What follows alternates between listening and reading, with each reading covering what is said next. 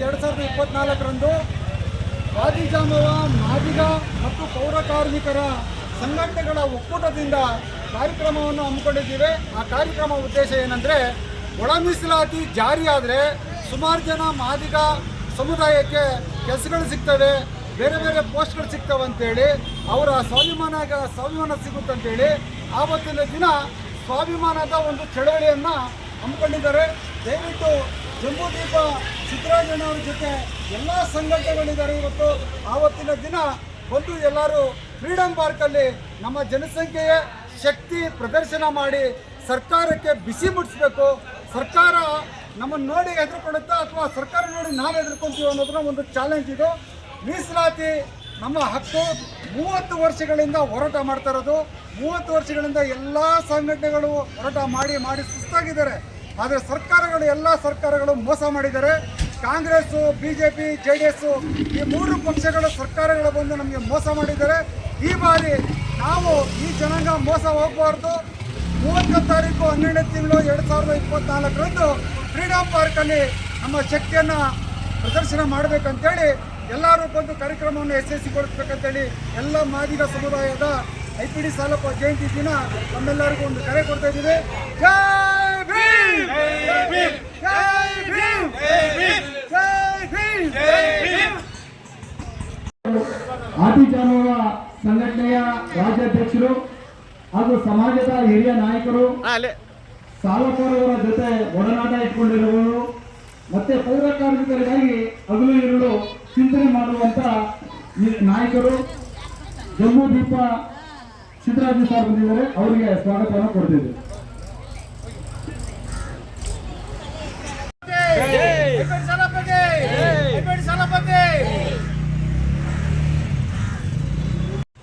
ಸನ್ಮಾನ್ಯ IPD ಸಾಲಪ್ಪರ್ ಅವರ 95ನೆಯ ಹುಟ್ಟುಹಬ್ಬಕ್ಕೆ ನಮ್ಮ ಕಾರ್ಯಕ್ರಮಕ್ಕೆ ಮುಖ್ಯ ಅತಿಥಿಗಳಾಗಿ ಕರ್ನಾಟಕ ರಾಜ್ಯದ ಆದಿಜಾಂಬವ ಸಿದ್ದರಾಜು ಅವರು, ಅವರ ಹೆಸರು ಜಂಬೂದೀಪ ಸಿದ್ದರಾಜು ಅವರು ಬಂದಿದ್ದಾರೆ.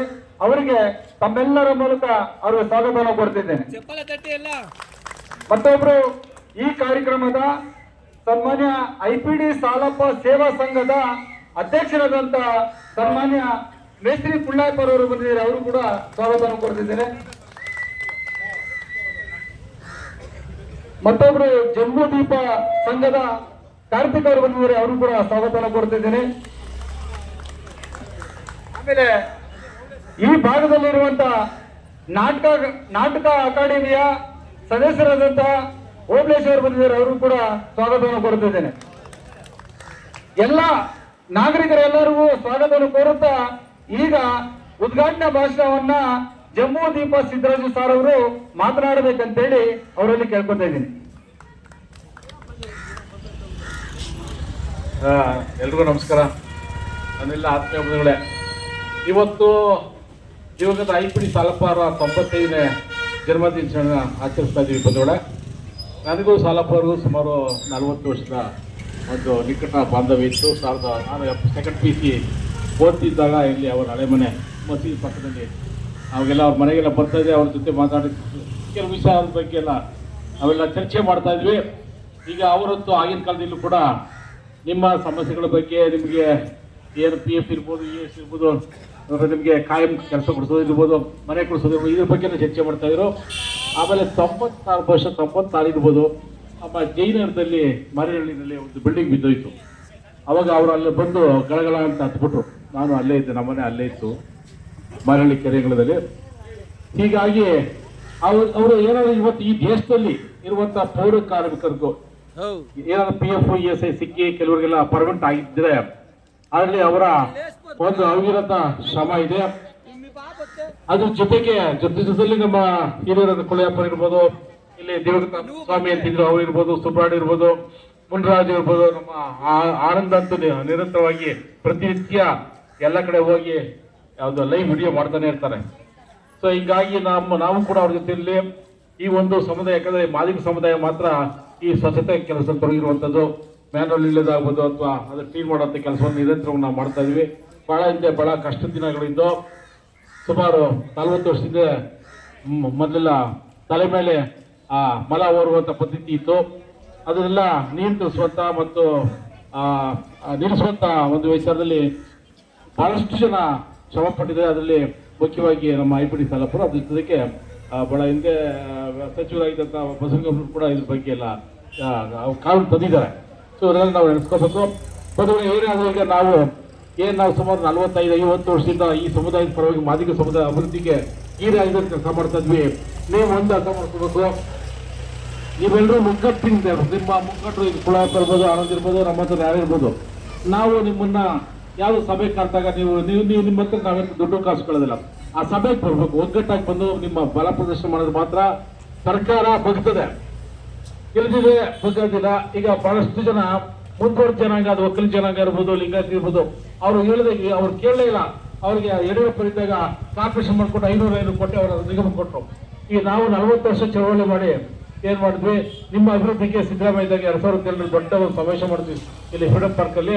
ಅವಾಗ ಸಿದ್ದರಾಮಯ್ಯ ಅವರು ಆದಿಜಂಬ ಅಭಿವೃದ್ಧಿ ನಿಗಮ ಸ್ಥಾಪನೆ ಮಾಡಿಕೊಟ್ರು. ಆ ನಿಗಮದಿಂದ ನೀವು ಲೋನ್ ಪಡಿಬಹುದು. ಜೊತೆಗೆ ಸಫಾಯಿ ಕರ್ಮಚಾರಿ ಅಭಿವೃದ್ಧಿ ನಿಗಮ ಮಾಡಿಸಿದ್ದೀವಿ. ಇಲ್ಲೇ ನಿಮ್ಮ ಜೊತೆಲಿ ಕೆಲಸ ಮಾಡುವಂತ ML ಶ್ರೀರಾಮ್ ಅವರು ನಮ್ಮ ಜೊತೆಲಿದ್ರು. ಅವ್ರ ಪರವಾಗಿ ನಾವೆಲ್ಲ ಹೋರಾಟ ಮಾಡೋದಿಲ್ಲ. ಅವರ ಒಂದು ಆಯೋಗ ಮಾಡಿ ಆಯೋಗದ ಮೊದಲಿನ ಅಧ್ಯಕ್ಷ ಮಾಡಿದ್ರು. ಹಂಗೆ ನಾಳೆ ದಿವಸ ನಮ್ಮ ಕುಳಯಪ್ಪ ಆಗ್ಬೋದು, ಆನಂದನು ಕೂಡ ಅದರ ಆಯೋಗದ ಅಧ್ಯಕ್ಷ ಆಗ್ಬೋದು. ಅದಕ್ಕೆ ಏನಂದ್ರೆ ನಿಮ್ಮೆಲ್ಲರ ಬೆಂಬಲ ಬೇಕು. ನೀವೆಲ್ಲರೂ ಕೂಡ ಅವ್ರ ಹಿಂದೆ ಇದ್ರೆ ಅವರು ನಿಮ್ಮ ಬಗ್ಗೆ ಹೆಚ್ಚಿನ ಕೆಲಸ ಮಾಡ್ಲಿಕ್ಕೆ ಸಾಧ್ಯ ಆಗ್ತದೆ. ನಾಗರಿಕರನ್ನ ಉಳಿಸ್ಕೊಳ್ಳೋದು, ಆರೋಗ್ಯವನ್ನ ಕಾಪಾಡೋದು ಇದು ಮುಖ್ಯವಾದ ಕೆಲಸ. ಆ ಕೆಲಸ ಮಾಡಿದ್ದಾರೆ ಅಂದ್ರೆ ಸನ್ಮಾನ್ಯ IPD ಸಾಲಪ್ಪರವರು. ಬರೀ ಒಂದು ಕಡೆ ಸ್ಟ್ಯಾಚ್ಯೂ ಇಡೋದಲ್ಲ, ಎಲ್ಲಾ ಕಡೆ ಕೂಡ ಅವರ ಭಾವಚಿತ್ರ ಇರಬೇಕು. ಆಮೇಲೆ ಮುಖ್ಯವಾಗಿ BJP ಕಚೇರಿಗಳಲ್ಲಿ ಅವರ ಭಾವಚಿತ್ರ ಇರಬೇಕು. ಮತ್ತೆ ಎಲ್ಲಾ ವಾರ್ಡ್ಗಳಲ್ಲಿ IPD ಸಾಲಪ್ಪರವರ ಜಯಂತಿಯನ್ನ ಆಚರಣೆ ಮಾಡಬೇಕು. BJP ಹೆಡ್ ಆಫೀಸರ್ ಬಂದು ಒಂದು 50 ಜನ 100 ಜನ ಹಾರ ಹಾಕ್ಬಿಟ್ಟು ಫೋಟೋ ಹಿಡ್ಕೊಂಡು ಪೇಪರ್ ಹಾಕ್ಬಿಟ್ರೆ ಸಾಲದು. ಅದನ್ನ IPD ಸಾಲಪ್ಪರವರು ಏನ್ ಸಾಧನೆ ಮಾಡಿದ್ದಾರೆ, ಏನ್ ಕೆಲಸ ಮಾಡಿದ್ದಾರೆ, ನಮ್ಗೆ ಏನೇನು ಕೊಡಿಸಿದಾರೆ ಅಂತೇಳಿ ಎಲ್ಲರಿಗೂ ತಿಳಿಸ್ಬೇಕಾದ್ರೆ ಪ್ರತಿಯೊಂದು ವಾರ್ಡಲ್ಲೂ ಕೂಡ ಆವತ್ತು ಅರ್ಧ ದಿನ ರಜೆ ಕೊಟ್ಟು ಅವ್ರಿಗೆ ಆವತ್ತು ಪಾಠವನ್ನ ಮಾಡಬೇಕು. ಸಾಲಪ್ಪರವರ ಜೀವನ ಚರಿತ್ರೆಯನ್ನ ತಿಳಿಸ್ಬೇಕು. ಹೆಚ್ಚಾಗಿದ್ದಾರೆ. ಪೌರ ಕಾರ್ಮಿಕರ ಮಗ ಇವತ್ತು ವಿಧಾನಸೌಧದಲ್ಲಿ ಸೆಕ್ರೆಟರಿ ಆಗಿದ್ದಾರೆ. CM ಅವ್ರಿಗೆ ಸೆಕ್ರೆಟರಿ ಆಗಿದ್ದಾರೆ. ಪೌರ ಕಾರ್ಮಿಕರ ಮಗ. ನಾವೇನು ಅಷ್ಟು ಕಂಡಮಲ್ಲ, ನಮ್ಮಲ್ಲೂ ಕೂಡ ಚೈತನ್ಯ ಇದೆ, ಸಾಮರ್ಥ್ಯ ಇದೆ. ಈ ಅವಕಾಶ ಸಿಕ್ಕರೆ ಎಲ್ಲಾನು ಬಳಕೆ ಮಾಡ್ಕೊಂಡ್ಬಿಡ್ತೀವಿ ನಾವು. ಆಮೇಲೆ ಇಲ್ಲಿ ಹುಟ್ಟಿರುವಂತ ಪೌರ ಕಾರ್ಮಿಕ ಮಗನೇ ಪಿನ್ನಿಪೇಟೆ ವಿಧಾನಸಭಾ ಕ್ಷೇತ್ರದಲ್ಲಿ ಜನರಲ್ ಕ್ಷೇತ್ರದಲ್ಲಿ MLA ಆಗಿರೋದು ಮೊಟ್ಟ ಮೊದಲ ಯಾರಾದ್ರೂ ಇದ್ರೆ ಸನ್ಮಾನ್ಯ IPD ಸಾಲಪ್ಪರವರು. ನೀವೇ ನಿಜವಾದ ಧನ್ಯರು. ಬಂದರೆ ಕಾರು, ಮೋಟಾರ್ ಕಾರು, ಲಾರಿಗಳು ಇಟ್ಕೊಳ್ಳೋರು ಇಲ್ಲ ಧನ್ಯರಲ್ಲ. ಅವರೆಲ್ಲ ಬಿಸ್ನೆಸ್ ಮ್ಯಾನ್ಗಳು. ಅವರ ಜಾತಿ ಹೇಳ್ಕೊಂಡು ಎಲ್ಲ ಅವಮಾನ ಆಗುತ್ತೆ ಅಂತ ಹೇಳಿ ಪಕ್ಕಕ್ಕಿರೋದು. ಮತ್ತೆ BJPಯಲ್ಲಿ ಫೋಟೋ ತಗೊಳ್ಳಕ್ಕೆ ನಾನು SC, ನಾನು ಮಾದಿಗ, ನಾನು ಒಲೆಯ, ಕೊರ್ಮ, ಕೊಚ್ಚ, ಲಂಬಾನಿ, ಕೊಟ್ಟ, ಬೋವಿ ಅಂತ ಹೆಸರು ಹೇಳ್ಕೊಂಡು ಬರಕ್ ಸಾಧ್ಯ ಆಗುತ್ತೆ. IPD ಸಾಲಪ್ಪ ಜಯಂತಿ ಮಾಡಕ್ಕೆ ಯೋಗ್ಯತೆ ಇದ್ದಂಥವ್ರು ಅದನ್ನು ಪಡ್ಕೊಳ್ಳೋ ಕೂಡ ಯೋಗ್ಯತೆ ಇಲ್ಲ. ನಿಮ್ಗೆ ಅಧಿಕಾರ ಇಲ್ಲ. ನಿಮ್ಗೆ ಪಡ್ಕೊಳ್ಳೋಕೆ ಎಷ್ಟು ನಿಮ್ಗೆ ಆಸಕ್ತಿ ಇದೆಯೋ ಅಷ್ಟು ಪಡೆಯಕ್ಕೆ ನಿಮ್ಗೆ ಎಷ್ಟು ಮನಸ್ಸಿದೆಯೋ IPD ಸಾಲಪ್ಪ ಜಯಂತಿ ಮಾಡೋ ಅದು ಸ್ವಾಭಿಮಾನ ಕೂಡ ನಿಮ್ಗೆ ಅಷ್ಟೇ ಇದೆ. ನೀವು ಅದು ಪಡ್ಕೊಳಕ್ಕೆ ಲಾಯಕ್ ಆಗಿದ್ದವರು ಕಾರ್ಯಕ್ರಮ ಮಾಡಕ್ ಕೊಡಕ ಲಾಯಕರೇ ನೀವು. ಜಂಬೂದೀಪ ಸಿದ್ದರಾಜ್ ಅವರು ಚಾಲನೆ ಕೊಡಬೇಕು. ಅವ್ರ ಜೊತೆಗೆ ನಮ್ಮ ನಾಯಕರಾದಂತ ಕುಲಾಯಪುರವ್ರ ಜೊತೆ ಇರ್ತಾರೆ. ದಯವಿಟ್ಟು ಇಷ್ಟೊತ್ತು ನನ್ನ ಮಾತನ್ನ ಕೇಳಿಸಿದ್ಕೆ ಯಾರಿಗಾದ್ರೂ ಮನಸ್ಸಿಗೆ ನೋವಾಗಿದ್ರೆ, ಯಾರಿಗಾದ್ರೂ ಈ ಮಾತು ಸರಿ ಅನ್ಸಿದವರು ಮುಂದೆ ಜನರನ್ನ ಕರ್ಕೊಂಡ್ಬನ್ನಿ. ಇದು ತಪ್ಪು ಅನ್ಸಿರೋರು ದಯವಿಟ್ಟು ಕ್ಷಮಿಸ್ಬೇಕಂತ ಹೇಳಿ ಕೇಳ್ಕೊಳ್ತಾ ನನ್ನ ಮಾತು ಮುಗಿಸ್ತೀನಿ. ಜೈ ಭೀಮ್, ಜೈ ಕಾಂಶಿರಾಮ್, ಜೈ ಸಾಲಪ್ಪ. ಆದ್ರೆ ಮನಸ್ಸಿದೆಯಲ್ಲ ತುಂಬಾ ದೃಢ ನಿರ್ಧಾರ ಮಾಡ್ಕೊಂಡಿದ್ದಾರೆ. IPD ಸಾಲಪ್ಪ ವಿಚಾರಗಳನ್ನ ಗಲ್ಲಿಯಿಂದ ದಿಲ್ಲಿವರೆಗೂ ತಗೊಂಡು ಹೋಗ್ಬೇಕಂತ ಹೇಳಿ ಮನಸ್ಸು ಮಾಡಿದ್ದಾರೆ. ಅದಕ್ಕೋಸ್ಕರ ಶಿವು ಅವ್ರಿಗೆ ಜೋರಾಗಿ ಚಪ್ಪಾಳೆ ತಟ್ಟಬೇಕಂತ ಹೇಳಿ ಈಗ ಕೇಳ್ಕೊಂತ ಇದ್ದೀನಿ. ಅವರು ನಮ್ಮ ತಾತಂದಿರು, ಅದು ನಮ್ಮ ಹಿರಿಯರು ಎಲ್ಲ ಅವರು ಮಾಡಿರುವಂತ ಸಾಧನೆಗಳನ್ನ ಹೇಳ್ತಾ ನಮಗೂ ಅವ್ರ ಮೇಲೆ ಅಭಿಮಾನ ಬೆಳೆಸ್ಕೊಟ್ಟಿದ್ದಾರೆ. ಮುಂದಿನ ದಿನಗಳಲ್ಲಿ ನಾವು ಕೂಡ ಅವರು ಮೈಸೂರುವಂತ ರಥವನ್ನು ಮುಂದೆಳ್ಕೊಂಡು ಹೋಗೋದ್ರಲ್ಲಿ ನಾವು ಮುಂದಿರ್ತೀವಿ ಅಂತ ಹೇಳ್ಬಿಟ್ಟು ನನ್ನ ಮಾತು ಮುಗಿಸ್ತಾ ಇದ್ದೀನಿ. ಜೈ ಹಿಂದ್, ಜೈ ಕರ್ನಾಟಕ. ಮಾತು 6% ಬರ್ಬೇಕಂತೇಳಿ ಒಂದು ರಾಜ್ಯದ ಸಮಾವೇಶನ ಇಟ್ಕೊಂಡಿದ್ದಾರೆ. ಆ ಕಾರ್ಯಕ್ರಮ ಏನಂದ್ರೆ ಪೌರ ಕಾರ್ಮಿಕರಿಗೆ ಮತ್ತು ಮಾದಿಗ ಸಮುದಾಯದ ಎಲ್ಲರೂ ಕೂಡ ಅವತ್ತು ಮೀಸಲಾತಿಯನ್ನ ಜಾರಿ ಮಾಡಬೇಕಂತೇಳಿ ಜಂಬೂದೀಪ ಸಿದ್ದರಾಜು ಅವರು 30ನೇ ತಾರೀಕು 12ನೇ ತಿಂಗಳು 2024 ಅವತ್ತು ಕಾರ್ಯಕ್ರಮವನ್ನ ಫ್ರೀಡಂ ಪಾರ್ಕಲ್ಲಿ ಹಮ್ಮಿಕೊಂಡಿದ್ದಾರೆ. ದಯವಿಟ್ಟು ಎಲ್ಲರೂ ಬಂದು ಆ ಕಾರ್ಯಕ್ರಮವನ್ನ ಯಶಸ್ವಿಗೊಳಿಸಿದ್ರೆ ನಮಗೆ ಲಾಭ.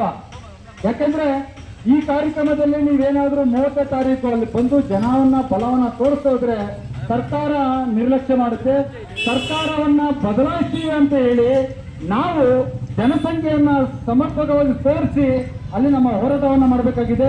ಈ ನೇತೃತ್ವದಲ್ಲಿ ಏನು ಆದಿಜಾಂಬವ ಮಾದಿಗ ಮತ್ತು ಪೌರ ಕಾರ್ಮಿಕರ ಸಂಘಟನೆಗಳ ಒಕ್ಕೂಟ ಕರ್ನಾಟಕ, ಈ ಸಂಘಟನೆಗಳ ಮೂಲಕ 30ನೇ ತಾರೀಕು ಡಿಸೆಂಬರ್ 2024ರಂದು ಕಾರ್ಯಕ್ರಮವನ್ನು ಹಮ್ಮಿಕೊಂಡಿದ್ದಾರೆ. ದಯವಿಟ್ಟು ಎಲ್ಲರೂ ಬಂದು ಅವತ್ತು ಕಾರ್ಯಕ್ರಮವನ್ನ ಯಶಸ್ವಿಗೊಳಿಸ್ಬೇಕಂತೇಳಿ ತಮ್ಮಲ್ಲಿ ಮನವಿ ಮಾಡ್ಕೊತಾ ಇದ್ದೀನಿ. ಎಲ್ಲ IPD ಸಾಲಪ ಅಭಿಮಾನಿಗಳಿಗೂ, ಎಲ್ಲ ಬಾಬಾ ಸಾಹೇಬ್ ಅಂಬೇಡ್ಕರ್ ಅಭಿಮಾನಿಗಳಿಗೂ, ಬಾಬು ಜಗಜೀವನ್ ರಾಮ್ ರವರ ಅಭಿಮಾನಿಗಳಿಗೂ, IPD ಸಾಲಪ್ಪರವರ ಶಿಷ್ಯಂದ್ರೆಲ್ಲರೂ ಬರ್ಬೇಕಂತೇಳಿ ತಮ್ಮಲ್ಲಿ ಕೇಳ್ಕೊತಾ ಇದ್ದೀನಿ. ದಯವಿಟ್ಟು 30ನೇ ತಾರೀಕು ಡಿಸೆಂಬರ್ 2024ರಂದು ಫ್ರೀಡಂ ಪಾರ್ಕ್ಗೆ ದಯವಿಟ್ಟು ಎಲ್ಲರೂ ಬನ್ನಿ. ಧನ್ಯವಾದ.